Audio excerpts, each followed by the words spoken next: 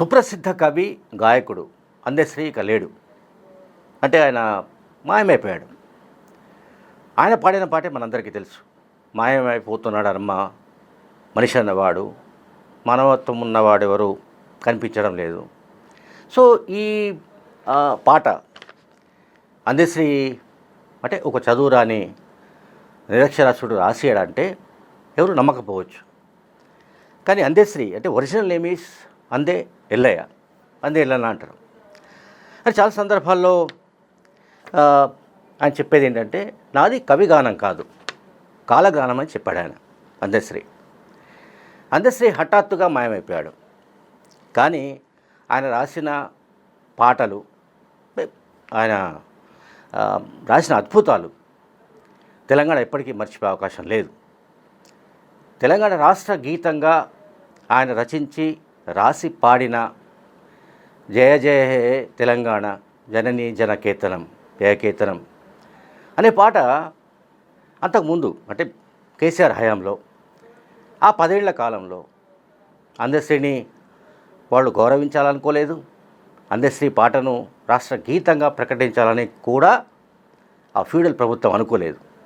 కానీ కాంగ్రెస్ అధికారంలోకి రాగానే రేవంత్ రెడ్డి ప్రభుత్వం వెంటనే అందశ్రీ రాసిన పాటను కొంత మాడిఫై చేసి మళ్ళీ పాడించి ఆ పాటను ఇవాళ రాష్ట్ర గీతంగా పాడుకుంటున్నాం. సో తెలంగాణలో ఎంతోమంది కవులు, కళాకారులు, రచయితలు ఉన్నప్పటికీ కొద్ది మందికి మాత్రమే ఈ స్థాయి విలువ వచ్చింది. కొద్ది మందికే. నేను చెప్పినట్టు ఇంతకుముందు ఆయనకి చదువు లేదు కానీ సంధ్య ఉంది. మనం అంటాం కదా, చదువు లేదు సంధ్య లేదు వాడికి అంటాం కదా. ఆయన చదువు లేకపోవచ్చు కానీ సంధ్య ఉంది. ఆయన ప్రజల్ని చదివాడు, సమాజాన్ని చదివాడు, తెలంగాణ గురించి చదివాడు, తెలంగాణ బాధల గురించి చదివాడు. సో అందశ్రీ గురించి మాట్లాడడం అంటే తెలంగాణ గురించి మాట్లాడడమే. అందశ్రీ గురించి మాట్లాడడం అంటే పేదల గురించి మాట్లాడడమే.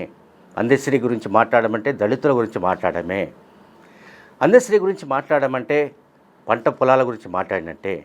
అందశ్రీ గురించి మాట్లాడవలసి వస్తే అది మానవత్వం గురించి మాట్లాడాల్సిందే. అందశ్రీ గురించి మాట్లాడవలసి వస్తే ఆయన ఏమంటాం మాయమైపోతున్న మనిషి గురించి మాట్లాడవలసిందే. అంటే ఈ సమాజం ఎట్లా మారుతూ వస్తుంది, ఎన్ని డైమెన్షన్స్లో వెళ్తోంది, ఏ రకంగా అరాచకమైన పరిస్థితులు సమాజంలో కొనసాగుతున్నాయి, దీనికి సంబంధించి ఆయన అద్భుతంగా పాటలు రాశాడు. సో ఇంతకుముందు చెప్పినట్టుగానే అది చాలా సందర్భాల్లో నాది కవి కాదు, కవి గానం కాదు, కాలగానం అని చెప్పాడు. అట్లాగే తన గురించి, అట్లాగే తన పుట్టుక గురించి, తెలంగాణ రాష్ట్ర గీతం గురించి అనేక మంది జర్నలిస్టులు కూడా గతంలో రాశారు. కాంగ్రెస్ ప్రభుత్వం వచ్చిన తర్వాతే అందశ్రీకి లభించాల్సిన గౌరవం లభించింది, లభించాల్సిన గుర్తింపు లభించింది, అట్లాగే లభించాల్సిన ఆదరణ కూడా లభించింది. అందువల్లనే అందశ్రీ చనిపోయిన వెంటనే ముఖ్యమంత్రి రేవంత్ రెడ్డి తక్షణం ఆయన అంత్యక్రియల్ని అధికారిక లాంఛనాలతో నిర్వహించాలని ప్రకటించారు. ఆ మేరకు ఏర్పాట్లు కూడా జరుగుతున్నాయి. సో ఇక ఆయన గురించి మాట్లాడవలసి వస్తే నిజంగా చాలా ఆశ్చర్యం వేస్తుంది. ఒక దశలో ఆయన తన కుటుంబంతో సహా ఆత్మహత్య చేసుకోవాలని కూడా అనుకున్నాడు. అంటే ఆయన ఒక దశలో అంటే తాపీ మేస్త్రిగా కూడా పనిచేశాడు. 20 ఏళ్ల వయసులో ఆయన తాపి పని చేశాడు. సో తెలంగాణ చరిత్ర నిర్మాణానికి కానీ అట్లాగే తెలంగాణ పునర్నిర్మాణానికి కూడా ఆయన గొప్ప కవిత్వాన్ని అందించినట్టుగా మనం ఇక్కడ భావించాలి.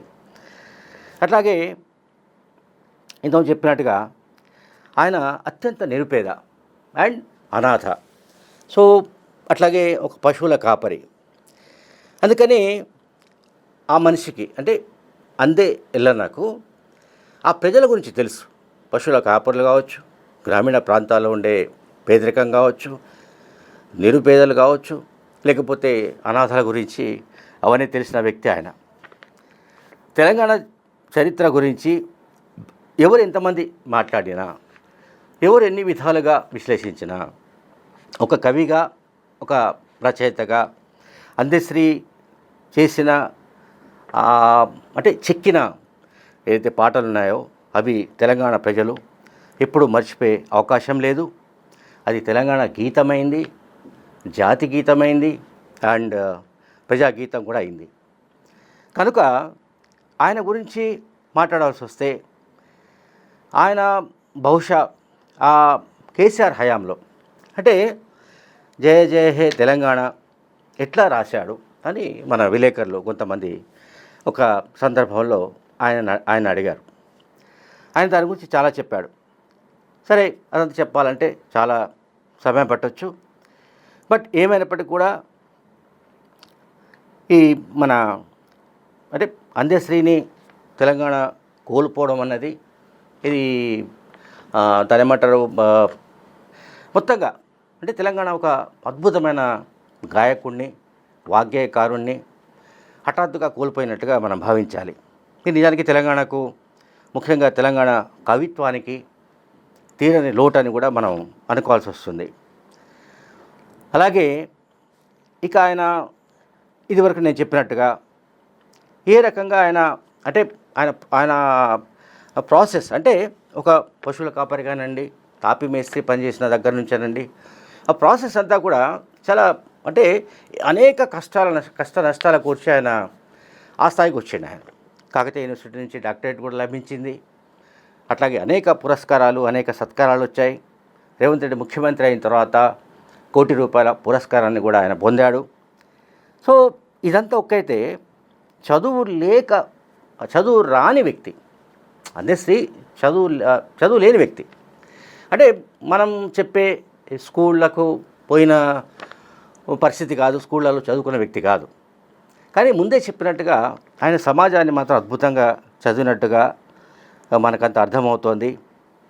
అంటే సబ్బన్న వర్ణాల గురించి కానీ ఇతరత్ర ఆయన రాసిన అనేక పాటలు, ఇతర విషయాలన్నీ కూడా ఈ పాట అంటే తెలంగాణ జయ జయ హే తెలంగాణ జననీ జయ కేతనం అనే తెలంగాణ పాట బహుశా 2009 డిసెంబర్ 9 నుంచి అది కోట్ల మందికి చేరింది. అది కోట్లాది మందికి ఆ పాట చేరింది, కోట్లాది మంది నోడలో నానింది.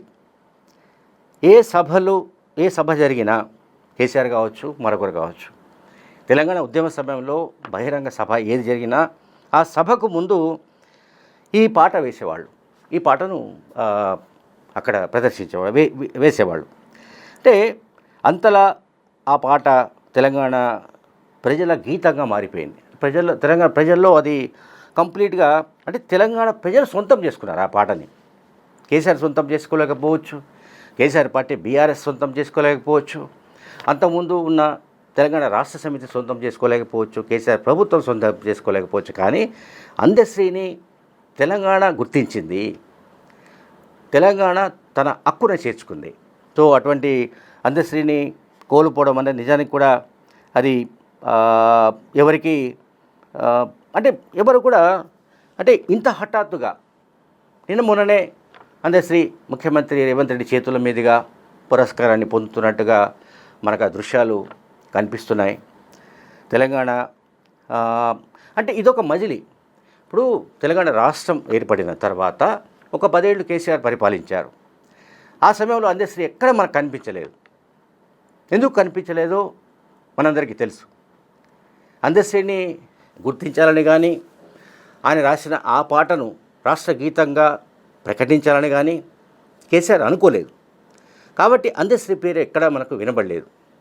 మళ్ళీ ఆ పాట 2023 డిసెంబర్ తర్వాత కాంగ్రెస్ అధికారానికి వచ్చిన తర్వాత ఆ పాట ప్రజల ముందుకు వచ్చింది. ఆ పాట మళ్ళీ ఇప్పుడు దీన్ని రాష్ట్ర గీతంగా ముఖ్యమంత్రి రేవంత్ రెడ్డి ప్రభుత్వం ప్రకటించిన సంగతి తెలుసు. సో ఎనీహో అందశ్రీ సరే, ఆయన పుట్టిన తేదీ, ఆ డేట్స్, వాటికి సంబంధించిన తేడాలు కొద్దిగా అటు ఇటు ఉన్నప్పటికీ కూడా ఇంచుమించు ఒక 64 ఏళ్ల వయసులోనే ఆయన మనందరినీ విడిచిపెట్టి వెళ్ళిపోవడం అన్నది ఒక విషాదకరమైన సన్నివేశం. Thank you very much.